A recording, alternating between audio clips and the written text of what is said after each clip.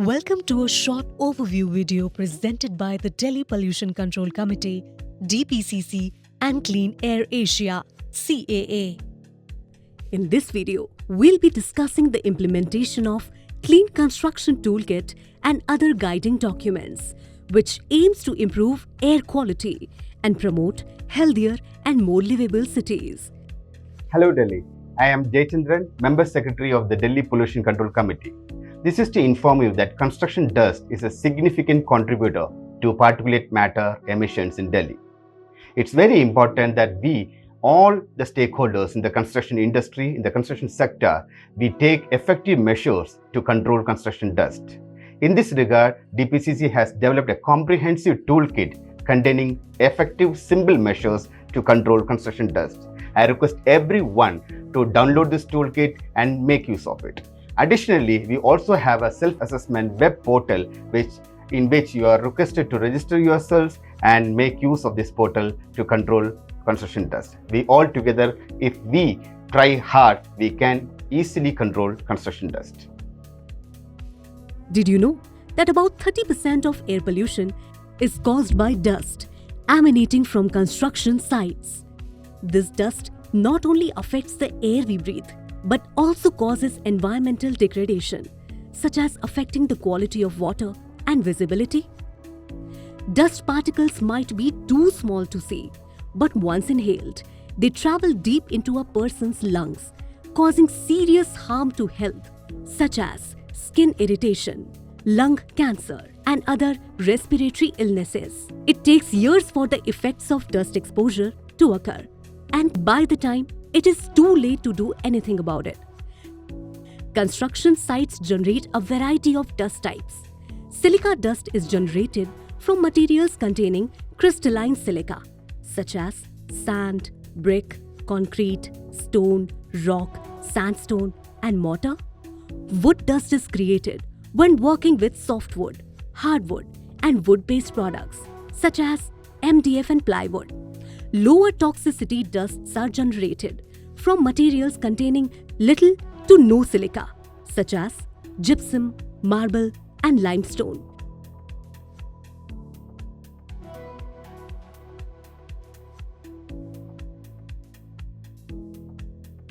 The major pollutant emitted during construction activities is particulate matter, or PM.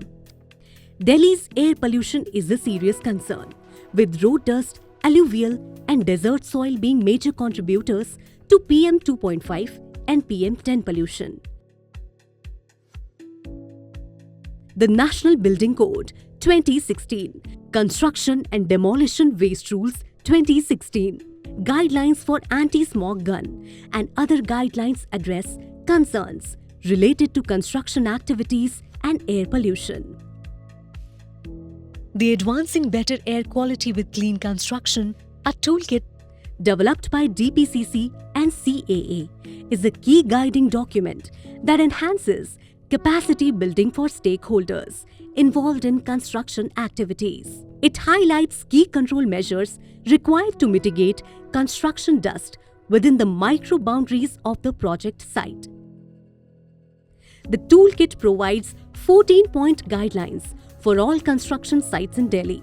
Here are the dust mitigation and control measures that need to be implemented. Number 1. Construct dust or wind-breaking walls of appropriate height around the periphery of the construction site. Number 2. If the area is above 20,000 square meter, install anti-smog gun. Number 3. Install tarpaulin or green net on scaffolding around the area under construction and the building.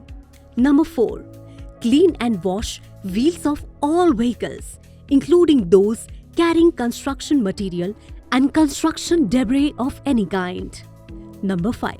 Provide full cover and protect all vehicles, including those carrying construction material and construction debris. Number 6. All construction materials and debris should be stored on site and not dumped on public roads and pavements. Number 7. No loose soil or sand or construction and demolition waste or any other construction material that causes dust shall be left uncovered. Number 8. Do not grind and cut building materials in open area. Use wet jet in grinding and stone cutting. Number 9. Sprinkle water well over unpaved surfaces and areas with loose soil to suppress dust. Number 10. In case of construction of over 20,000 square meter build-up area, roads leading to or at the site must be paved and blacktopped. Number 11. Recycle construction and demolition waste on site or transport it to authorized recycling facility. Maintain due record of the same. Number 12. Provide dust masks for every worker involved in loading, unloading and carriage of construction material and construction debris to prevent inhalation of dust particles. Number 13. Provide arrangement for medical help, investigation and treatment to workers involved in the construction of building and carrying of construction material and debris related to dust emission. Number 14. Prominently display dust mitigation measures at the construction site for easy public viewing. By implementing these guidelines, construction sites can help to reduce the negative impact of construction dust on public health and the environment.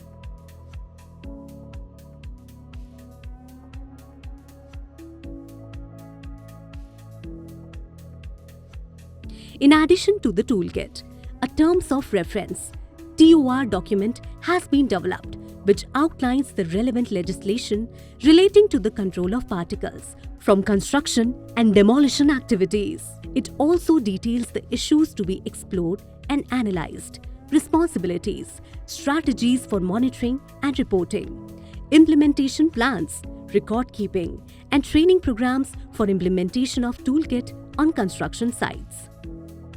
These requirements can be incorporated into construction tenders for the implementation of a construction pollution prevention plan, which outlines the conditions and expectations that must be met by contractors bidding for a construction project.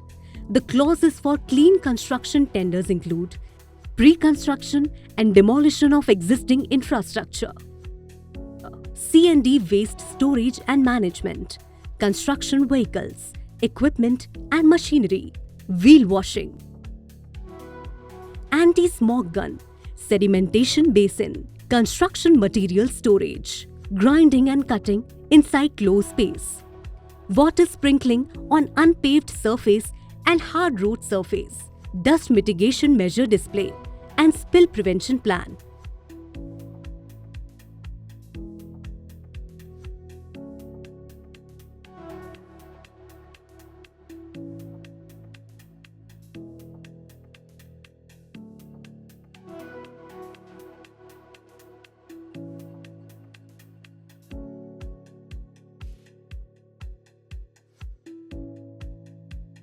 A checklist has been prepared for construction and demolition sites, which is organized into different categories.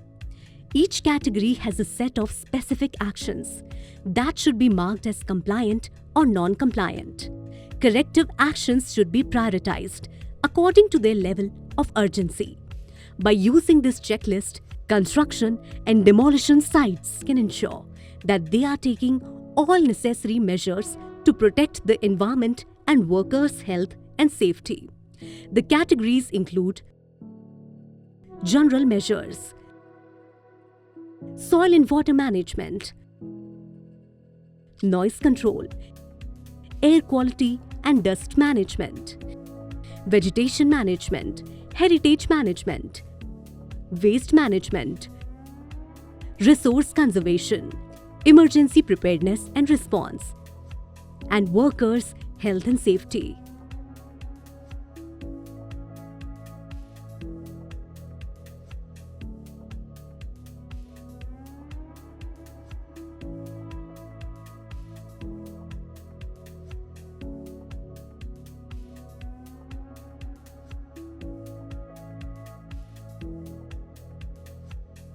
construction sites can adhere to the reporting formats or checklists to ensure that the site construction activities are in place with respect to construction pollution.